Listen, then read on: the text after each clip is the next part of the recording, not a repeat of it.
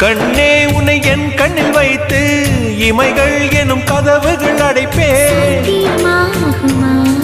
நான் சத்தியம் செய்யவா?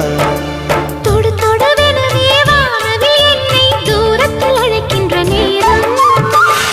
Uva,